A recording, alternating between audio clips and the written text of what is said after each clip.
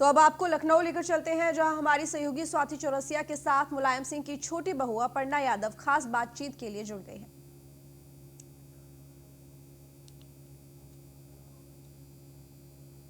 नमस्कार, आप देख रहे हैं न्यूज़ वन इंडिया और मैं हूं स्वाति चौरसिया। और इस वक्त मेरे साथ जो खास शख्सियत मौजूद हैं, उत्तर प्रदेश के सबसे बड़े राजनीतिक घराने की बहू अपर्णा यादव हमारे साथ मौजूद हैं। बहुत स्वागत है अपर्णा जी आपका हमारे न्यूज़ वन पे। जी धन्यवाद, बहुत धन्यवाद जी।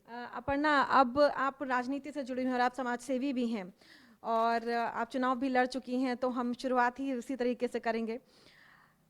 इस बार की सरकार जो अभी बीजेपी की सरकार है, योगी आदित्यनाथ की सरकार है यूपी में, और इससे पहले समाजवादी पार्टी की सरकार रही है, दोनों में से आप किसको बेहतर समझती हैं? किसने काम ज़्यादा बेहतर और अच्छा किया प्रदेश में? देखिए, कभी भी सरकार उत्तर प्रदेश जैसे बड़े राज्य में आती है तो कोई भी सरकार जो है जनता के चुनाव के कारण ही आती है, जनता के वोट बैंक के कारण ही आती है। कोई भी सरकार मेरे मायने में ख़राब नहीं होती कभी भी। उसकी जो पॉलिसीज़ होती हैं, उसकी जो जितनी भी जो भी योजनाएं होती हैं वो सब जनहित में ही होती हैं। पर सवाल ये उठता है कि वो पॉलिसी, वो जितनी भी चीज़ें हैं वो लोगों तक पहुंच रही हैं कि नहीं पहुंच रही हैं, उस पे हर सरकार को ध्यान देना चाहिए। और मुझे लगता है कि इस सरकार में बहुत अच्छी अच्छी योजनाएं चलाई गई हैं, पर कहीं ना कहीं उसका पूरा जो है फ़ायदा जनता तक नहीं पहुंच पा रहा है। वो क्यों नहीं पहुंच पा रहा है, इस पे सरकार के लोगों को और ख़ास तौर से अफसरों पे जो है मुझे लगता है कि मुख्यमंत्री जी को सोचना चाहिए इस विषय पे। अपर्णा जी, बहुत कम समय रह गया उत्तर प्रदेश के चुनाव को, और पिछले चुनाव में जिस तरीके से चीज़ें रही हैं वो सभी के सामने हैं। अब अगर शिवपाल जी ने अपनी अलग पार्टी बनाई हुई है और अखिलेश यादव जी की अपनी अलग पार्टी, समाजवादी पार्टी एक तरफ है और एक तरफ है प्रगतिशील समाजवादी पार्टी, अब अगर आपका ये ऑफर मिलता है शिवपाल जी की तरफ से और अखिलेश जी की तरफ से, तो आप किस पार्टी की तरफ जाएंगे? देखिए, दोनों ही मेरे बड़े हैं, दोनों ही मेरे परिवार के हैं, दोनों ने अपनी अलग अलग पार्टी बनाई है, दोनों ही अपनी पार्टियों के राष्ट्रीय अध्यक्ष हैं। दोनों का सबसे बड़ी बात यह है कि आशीर्वाद मेरे सर पर है। तो मुझे लगता है कि ये बात अभी तक तो आई नहीं है जो आपका सवाल है, पर जैसा भी होगा वो मुझे लगता है कि फ्यूचर विल डिसाइड। बट अभी just now it is very difficult to say this thing, क्योंकि बोथ ऑफ देम अपने उस पे काम कर रहे हैं, अपनी तर्ज पे काम कर रहे हैं, और आदरणीय नेताजी चाहते हैं कि दोनों एक हो जाएं। ये देखने की बात है कि ये हो पाता है संभव कि नहीं, पर नेताजी जैसा कहेंगे अपर्णा यादव वैसा ही करेगी। तो आपको क्या लगता है, नेताजी की बात मानेंगे कि नहीं, या नेताजी ने बात अभी तक रखी है कि नहीं कि आप दोनों विलय कर लीजिए? नेताजी तो बहुत बार कह चुके हैं ये बात कि विलय करना चाहिए, आपस में साझेदारी करनी चाहिए, आपस में मिले हुए मंच होने चाहिए। वो इसी बात की वजह से गए भी थे जब राष्ट्रीय अधिवेशन हुआ था दोनों पार्टियों का। तो जो है वो हमेशा संरक्षक रहे, एक बड़े रहे, एक वट वृक्ष की तरह उन्होंने काम अपना किया, और उनके छत्र छाँव में जो है हमारे परिवार के कई लोग पल्लवित हुए, पोषित हुए। तो मुझे लगता है कि वो हमेशा बड़े की भूमिका में रहते हैं और उनकी बात का मैं बहुत आदर करती हूँ, बहुत सम्मान करती हूँ। तो वो जैसा भी गाइडलाइन देते हैं मैं तो वैसा ही करती हूँ। बाकी आप दोनों को जिनका आपने बताया है वो लोग कैसा करना चाहते हैं, बड़े हैं वो लोग, समझदार हैं, राजनीति में पहले से बहुत परिपक्व हैं, तो वो लोग कैसा निर्णय लेते हैं वो उन पर निर्भर करता है। शिवपाल जी कई बार कह भी चुके हैं कि वो विलय के लिए तैयार हैं, उन्होंने ये बात सामने रखी भी है। तो आपको लगता है कि अखिलेश जी की तरफ से भी कदम बढ़ाया जाएगा, ऐसा आपको लग रहा है जिस तरीके से राजनीति इस वक्त समीकरण बन रहे हैं उसको देखते हुए? देखिए, हमेशा जो भी स्टेटमेंट्स आते रहते हैं वो दोनों की आपस में, बार बार बोल रही हूँ कि ये पर्सनल केमिस्ट्री पे बहुत काम करता है कि कोई पार्टी साथ में आती है कि नहीं आती है, क्योंकि एक पर्सनल रेपो होती है, उसके बाद फिर कार्यकर्ताओं का कार्यभार किस प्रकार से है, कैसे उनके जो है कार्यकर्ता आपस में साझेदारी करके जो है पूरे उत्तर प्रदेश में वोट मांगने जाएंगे। तो इस पे बहुत ज़्यादा ये निर्भर करता है। मुझे लगता है कि दोनों लोगों को जब तक जो है मन नहीं मिलेंगे और उनके विचार एकात्म नहीं होंगे, तब तक मुझे नहीं लगता है कि इस तरीके की चीज़ें संभव हो पाएंगी। मगर ये ज़रूर है कि नेताजी चाहते हैं और मैं भी चाहती हूँ कि दोनों लोग एक हो जाएं। ये पार्टी के लिए बहुत बेनिफिशियल रहेगा, बहुत अच्छा रहेगा, और ग्रास रूट पर जो है इसका मैसेज भी बहुत अच्छा जाएगा। जी, तो यानी अगर दोनों एक साथ हो जाते हैं तो पार्टी को भी कहीं ना कहीं मजबूती मिलेगी और एक टफ कंपटीशन होगा अन्य पार्टियों के लिए, क्योंकि देखिए समाजवादी पार्टी एक बड़ी पार्टी रही है, एक ऐसी पार्टी रही है जो हमेशा से उत्तर प्रदेश में जिसकी पैठ बनी रही है। चुनाव के टाइम पे पिछली बार जो हुआ, अगर वो ना होता तो शायद समाजवादी पार्टी की ही सरकार इस बार भी होती, लेकिन सिनेरियो चेंज हुआ। वहां पे जो हमने पिछली बार देखा वो बहुत अलग था।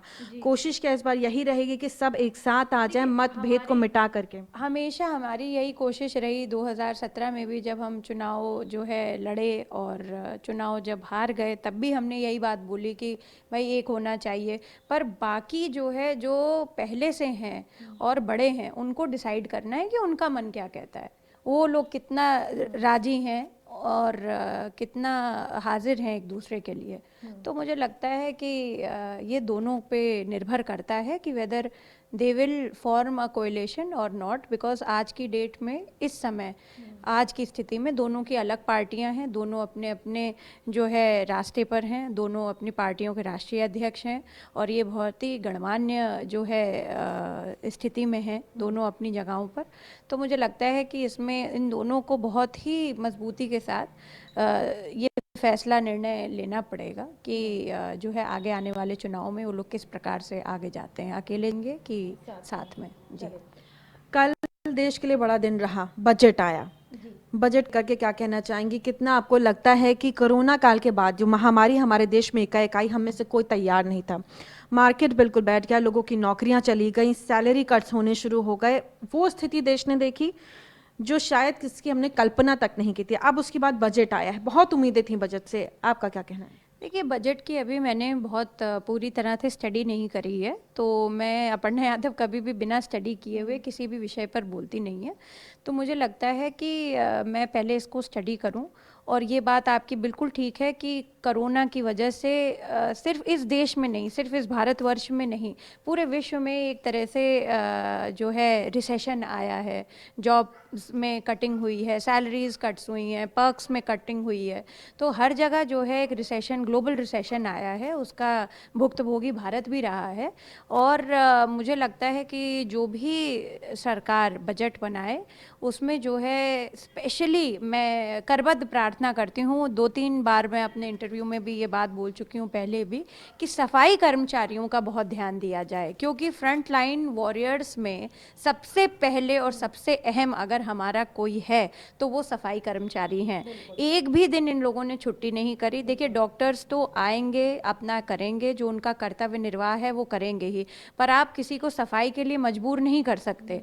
और सफाई वाले निरंतर झाड़ू लगाने से, जगह जगह पे जो कचरा उठाने से, ये सब कुछ किया है। एक दिन हमारे यहाँ सफाई वाला ना आए तो हमें कितनी व्यवस्था नहीं हमारी बन पाती है। तो हम चाहते हैं कि सफाई वालों के लिए, जो नगर निगम में है स्पेशली, उनकी जो है कुछ सुविधाएं, उनकी जो है पर्क्स जो हैं, ये बरकरार रखें, क्योंकि ये लोग हमारे इस कोरोना महामारी की कड़ी में सबसे अहम हैं, सबसे आगे रहे हैं। जी, राम मंदिर को आप जो चुनाव उत्तर प्रदेश में होने वाला है उसको कैसे देखते हैं? राम मंदिर की जो भूमिका है, क्योंकि देखिए अब जजमेंट आ चुका है, राम मंदिर वहां बनने वाला है। कितना आपको लगता है कि जो वोट बैंक होगा वो एक तरफ से दूसरी तरफ शिफ्ट हो सकता है? देखिए, मुझे लगता है कि राम मंदिर बहुत ही अहम मुद्दा रहा, इतने समय से रहा, और इतने सालों से उसको जो है पॉलिटिसाइज किया गया। तो ये तो बहुत बड़े जो है, हमें लगता है कि भारत के जो संत महात्मा हैं, उनके जो पुण्य हैं वो कहीं ना कहीं जो है सुने गए, उनकी प्रार्थनाएं सुनी गई, उनकी जो है मनोदशा को देखा गया, और भारत के लिए राष्ट्र हित में ये जो है फैसला लिया गया कि अयोध्या में रामलला का मंदिर बने। तो ये बहुत बड़ा डिसीजन लिया आदरणीय सुप्रीम कोर्ट का, इसके लिए बहुत बहुत धन्यवाद है, आभार है। हर भारतीय मुझे चाहता है कि उनको यही लग रहा था कि ये राम मंदिर का इशू जल्द से जल्द सॉल्व हो, नहीं हो पा रहा था किसी कारणवश, वो एक अलग मुद्दा है, पर अब जब हो गया है तो इस मंदिर का जल्द से जल्द निर्माण हो, ये एक राष्ट्रीयता का मंदिर बने, ये इस तरीके का मंदिर ना बने या कि किसी विशेष व्यक्ति या समूह ने बना रखा है, या इसको लोग जो है पार्टी एंगल, पॉलिटिकल एंगल से देखें। ये राष्ट्रहित में मंदिर बने, यहाँ सर्व धर्म के लोग जा सकें और जो है रामलला के दर्शन कर सकें। मैं यही जानना चाह रही हूँ आपसे, आपको नहीं लगता कि लोगों के इसके साथ काफ़ी इमोशंस जुड़े हुए हैं, बहुत लोगों के इमोशंस जुड़े हैं, तो अब एक खास नंबर ऑफ पीपल, यानी कि एक बहुत बड़ा समूह होगा जो इसको देखते हुए भी चुनाव में वोट डालेगा? नहीं, ऐसा देखिए जो है, जो समूह है वो तो देखिए भारतवर्ष में जितने भी समुदाय हैं, हर जगह ये बात बड़ी चर्चित थी, बड़ी जो है विख्यात थी कि राम मंदिर में जो भी घटनाक्रम हुआ उससे हर भारतीय और हर जगह, मुझे लगता है गांव देहात तक इसका मैसेज था कि किस प्रकार से ये क्या घटनाएं हुई, उसमें कितने लोग नहीं रहे, कितने लोगों को जो है उसमें चोटें आई, और बहुत सारे लोग उसका जो है उस विवरण का जो है मुझे लगता है उसको देखा भी अपनी आँखों से। तो ये एक बहुत बड़ा डिसीजन हुआ, पर राम मंदिर बीइंग द ओनली फैक्टर कि उस पर लोग वोट कास्ट कराएं, देखिए ये बात ऐसी नहीं है। रिलीजन जो है अपने में प्रैक्टिस करने के लिए हमें किस भगवान की आरती उतारनी है, किस खुदा की इबादत करनी है, कहाँ जाना है कहाँ नहीं जाना है, ये हर भारतीय अपनी तरह से सुनिश्चित करेगा। फंडामेंटल राइट है रिलीजन कोई भी हमारा, और भारत एक सेक्युलर राष्ट्र है। तो मुझे लगता है कि राम मंदिर बने ये एक अच्छी बात है। इस पर निर्भर हो किसी का वोट, इसमें मुझे लगता है अतिशयोक्ति है कि मुझे नहीं लगता कि इसको देख करके लोग वोट करेंगे। ये जरूर है कि जल्द से जल्द इसका निर्माण होगा तो लोगों में एक अच्छा मैसेज जरूर जाएगा कि जितना जल्दी सुप्रीम कोर्ट का इसमें डिसीजन आया, जिस प्रकार से ये मुद्दा उठाया जा रहा था, और कहीं ना कहीं जो है इसका जल्दी फैसला आ गया, तो उससे अच्छा भी होगा कि ये जल्दी से निर्माण भी हो जाए इस मंदिर का और लोग दर्शन करने जा सकें। जी। कृषि कानूनों को लेकर के केंद्र की सरकार और जितने भी किसान हैं और किसान नेता हैं, इनके बीच सामंजस्य नहीं बैठ रहा है। एक तनातनी बनी हुई, तमाम दौर की बातचीत हो चुकी है। खुद प्रधानमंत्री ने भी कह दिया कि मैं सिर्फ एक फ़ोन कॉल की दूरी पे हूँ, आप आइए मुझसे बातचीत करिए और इस मुद्दे को जल्द से जल्द सुलझाइए, अपना आंदोलन खत्म करिए। क्या कहना चाहिए? देखिए, हमारा भारतवर्ष जो है आज भी कृषि प्रधान है, इसको हमें जो है बिल्कुल आत्मसात कर लेना चाहिए कि we are not an industry based economy but we are a farmer based economy. अभी भी एग्रीकल्चरल बेस्ड इकोनॉमी है हम। यहाँ पे अभी भी 70% से ज़्यादा आज भी इंसान किसान है, और जो है जहाँ पे मुझे लगता है कि इतना बड़ा सेक्शन ऑफ पीपल जो एग्रीकल्चर फॉलो कर रहे हैं, पूरे भारतवर्ष का खाना, हमारी जो तस्तरी पे खाना आ रहा है वो इन किसानों की वजह से आ रहा है।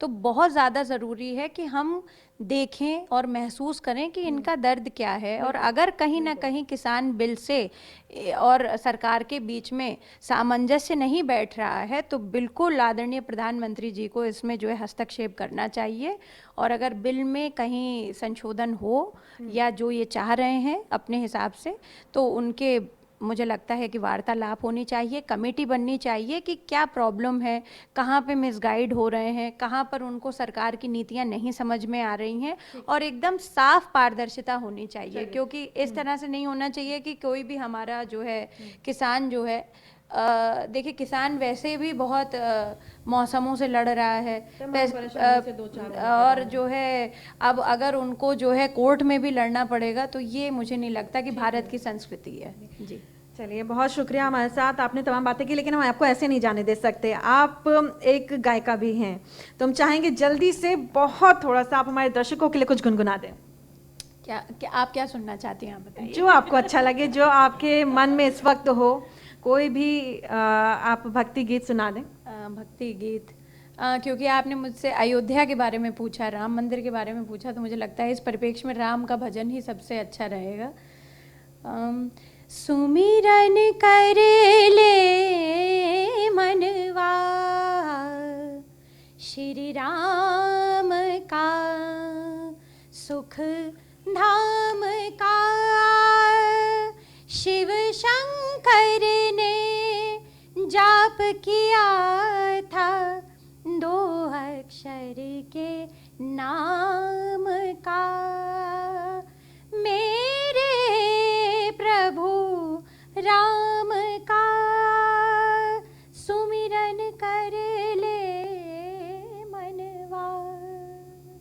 बहुत शुक्रिया अपर्णा हमसे जुड़ने के लिए और अपने तमाम विचार रखने के लिए। तो आप थी अपर्णा यादव, कद्दावर नेता मुलायम सिंह यादव की बहू। और अब देखिए आगे उत्तर प्रदेश के चुनाव में क्या होता है।